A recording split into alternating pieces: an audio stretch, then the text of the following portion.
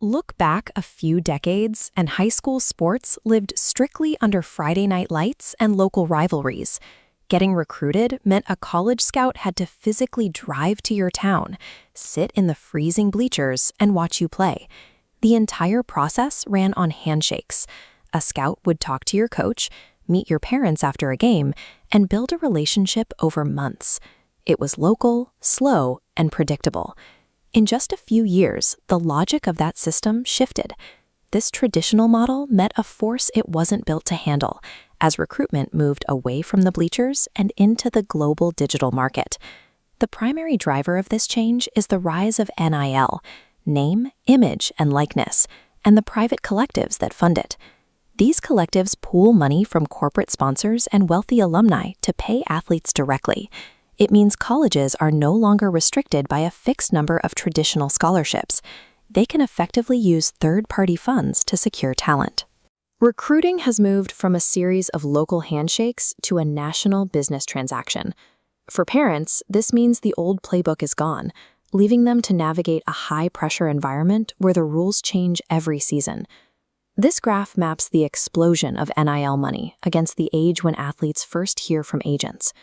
As collective spending rises, the timeline for scouting moves aggressively backward. Kids are being evaluated and approached earlier than ever. Right here is where the timeline hits the middle school level. We are seeing 12 and 13-year-olds fielding agent contracts and signing bonuses before they have even played a snap of high school ball. Add the transfer portal to the mix, and college athletes can jump to a new school every single season. It functions like professional free agency, which makes a verbal commitment much less stable than it used to be. This environment creates a specific type of high-stakes anxiety for parents. It is the fear that a single missed regulatory deadline or an unverified stat will permanently derail their child's prospects. Families now face a difficult choice. Do you attempt to learn every NCAA loophole and track every scout's email yourself, or do you pay for a digital platform to manage the logistics for you? Choosing an app is rarely about discovering hidden talent. It is a calculation about the return on investment for your family's time and emotional energy. The do-it-yourself method has an immediate financial upside.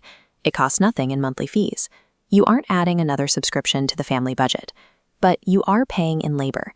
Taking the DIY route means absorbing hundreds of hours of administrative work. You have to become the scout, the compliance officer, and the marketing agent.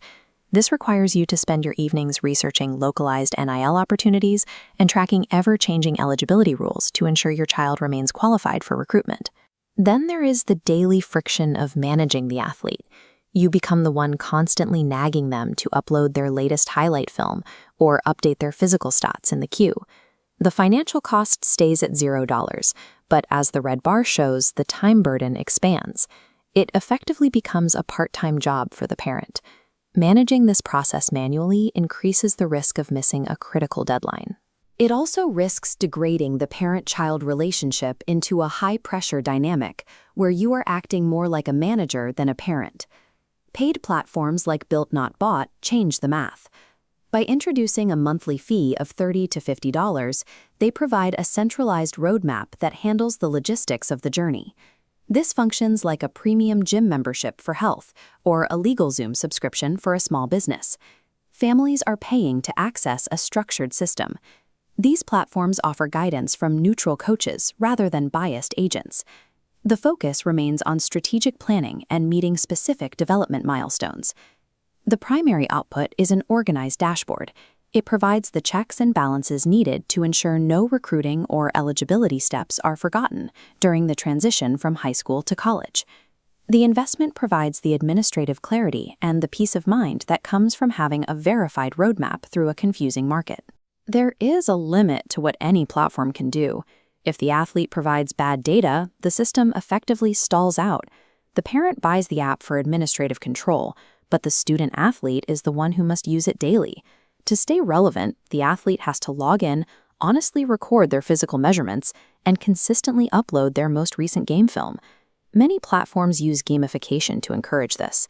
They use national peer leaderboards to tap into the athlete's competitive drive, rewarding them for keeping their profile updated. But if an athlete falsifies their weights or ignores the app because they lack the motivation to get better, the rank plummets. They are only fooling themselves.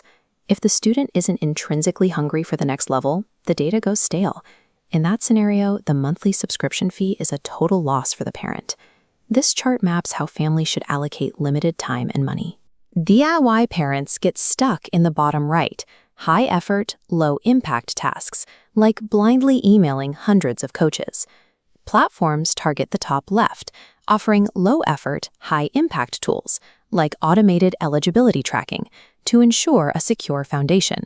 But no platform can magically generate athletic discipline or talent.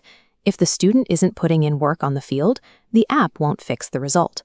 Think of digital platforms as a way to eliminate blind spots and manage risk in unstable markets. They are tools for administrative safety, not a guaranteed shortcut to an NFL contract. To decide which path fits your family, use this readiness scorecard. First, are you a busy parent who views a small monthly fee as a fair trade for reducing your administrative stress? Second, is the athlete inherently self-motivated?